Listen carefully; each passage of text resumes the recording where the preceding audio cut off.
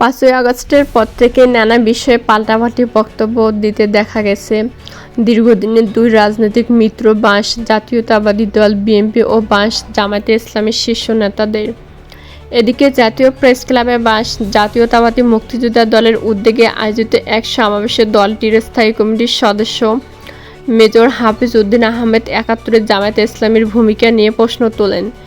এর আগে গত ডিসেম্বরের শেষ দিকে জামায়াতে ইসলামীর আমির ডক্টর শফিকুর রহমানের পরীক্ষিত দেশপ্রেমিক শক্তি বক্তব্যের প্রসঙ্গটি নিয়ে বলেন, জামায়াতে ইসলামীর এই বক্তব্যে আমি অবাক হয়েছিলাম। আমরা ভেবেছিলাম এখন একটা সুযোগ এসেছে, এই সুযোগে বোধহয় তারা ৭১-এর ভূমিকার জন্য জনগণের কাছে ক্ষমা প্রার্থনা করবে।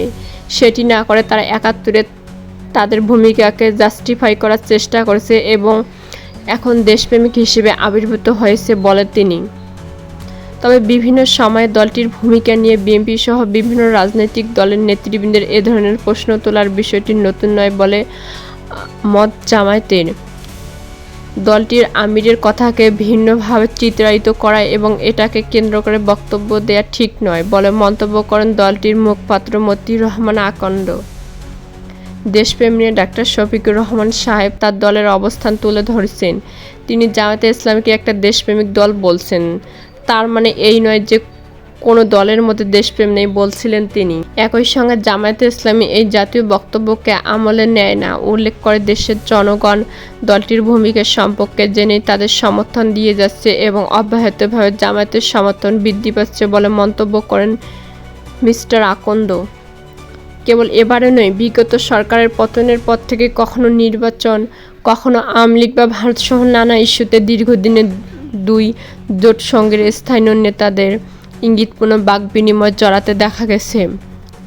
বিশ্লেষকরা অবশ্য বলছেন, রাজনৈতিক সমীকরণের কারণে একসময় বন্ধুত্ব এখন দ্বান্দ্বিক সম্পর্কে রূপ নিচ্ছে। তার উপর বাংলাদেশের রাজনীতিতে বরাবরই যে মেরুকরণ দেখা গেছে, সেখানে আওয়ামী লীগ মাঠে না থাকা সেই জায়গা দখল একটি গুরুত্বপূর্ণ বিষয় হয়ে উঠছে। গত ২৯শে ডিসেম্বর সাংবাদিকদের সঙ্গে আলাপকালে বিএনপির সিনিয়র যুগ্ম মহাসচিব রুহুল কবির রিজভী বলেন, ৫ই আগস্টের পর কি আমরা ব্যাংক আত্মসাৎ করতে দেখিনি? আমরা তো দেখছি ইসলামী ব্যাংক কীভাবে গ্রাস করে নিল একটি রাজনৈতিক দলের অনুসারীরা। তাহলে কোন মুখে বলছেন এক চাঁদাবাজ পালিয়েছে আরেক চাঁদাবাজকে কেউ দেখতে চায় না? কাকে উদ্দেশ্য করে বলছেন আমরা কি বুঝতে পারি না? কারা পায়ের রক কাটে তাদেরকে জনগণ ঠিকই জানে, চেনে বলে তিনি। এরপর ২ দিন আগে ২৭শে ডিসেম্বর দলটির কর্মী সম্মেলনে একজন চাঁদাবাজ পালিয়েছে, আরেকজন চাঁদাবাজিতে লেগে গেছে বলে মন্তব্য করেছিলেন জামায়াতে ইসলামীর আমির ডাক্তার শফিকুর রহমান। মিস্টার রিজভির বক্তব্যের পর একই দিন নীলফামারীতে এক পথসভায় মিস্টার রহমান বলেন, ৫ তারিখের পর একদল অস্ত্র হাতে নিয়ে সেই ব্যাংক দখল করতে গেল। বোঝা গেল ডাকাতের বেশে এখন নতুন ডাকাত গেছে ব্যাংক দখল করতে।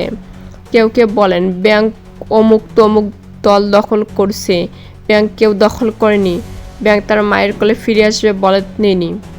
এছাড়া বিএনপির যুগ্ম মহাসচিব রুহুল কবির রিজভীর বক্তব্যের নিন্দা ও প্রতিবাদ জানিয়ে অফিসিয়াল ফেসবুকে পোস্ট দেয় জামায়াতে ইসলামী। একইভাবে ফটো কার্ড বানিয়ে পোস্টের জবাবও দেয় বিএনপি।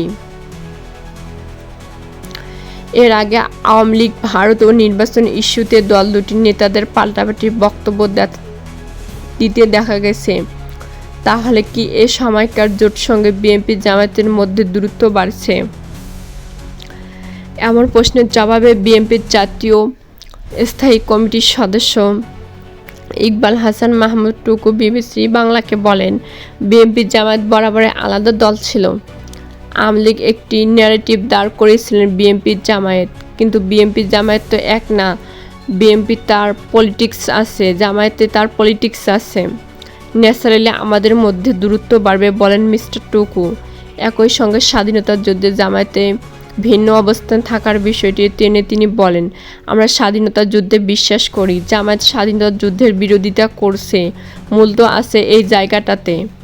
তবে দুই দলের মধ্যে রাজনৈতিক দূরত্ব বাড়া কিংবা পাল্টাপাল্টি বক্তব্যের বিষয়টি মানতে নারাজ জামায়াতে ইসলামী। একই সঙ্গে এ ধরনের বক্তব্যকে নেতাদের নিজস্ব মন্তব্য উল্লেখ করে তা দুই দলের সম্পর্কে কোনো প্রভাব ফেলবে না বলে মনে করে জামায়াত।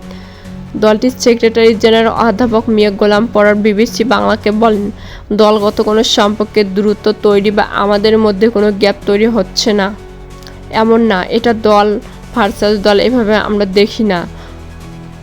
গণতান্ত্রিক দেশে মানুষের মত প্রকাশের অধিকার আছে।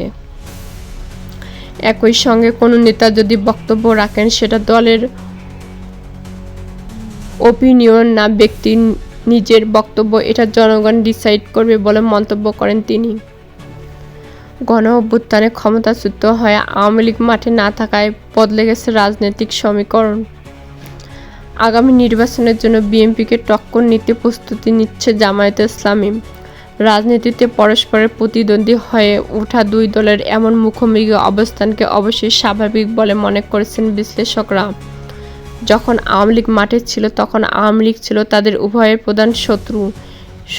প্রধান শত্রুর বিরুদ্ধে তাদের মধ্যে ঐক্য হয়েছিল, বলছিলেন রাজনৈতিক বিশ্লেষক মহিউদ্দিন আহমেদ।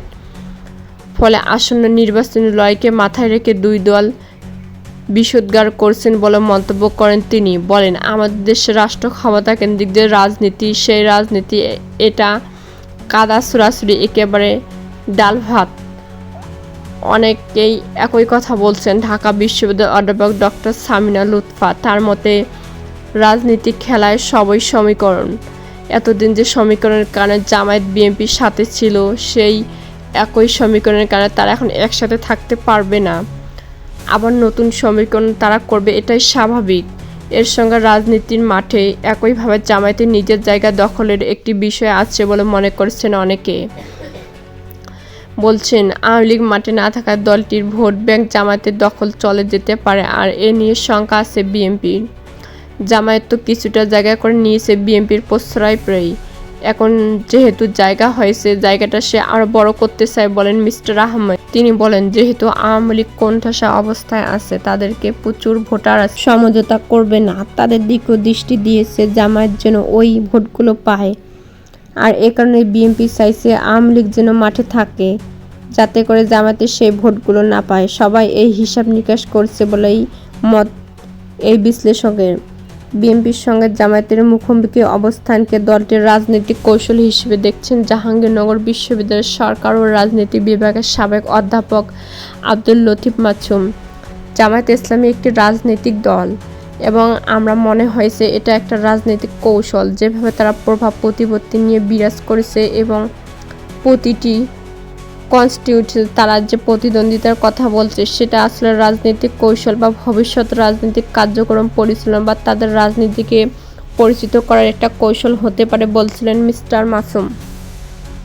তবে রাজনীতির নতুন সমীকরণের কারণে দুই যুগেরও বেশি সময়ের বন্ধুত্বে যে দূরত্ব তৈরি হয়েছে, সহসাই তা থামবে না বলেই মত বিশ্লেষকদের। বরং নির্বাচনের গন্ধটা যত বেশি করে লাগবে, ততই বিএনপি জামায়াতের এই দ্বন্দ্ব আরও প্রকট হয়ে দেখা দিবে বলে মনে করছেন মহিউদ্দিন আহমেদ।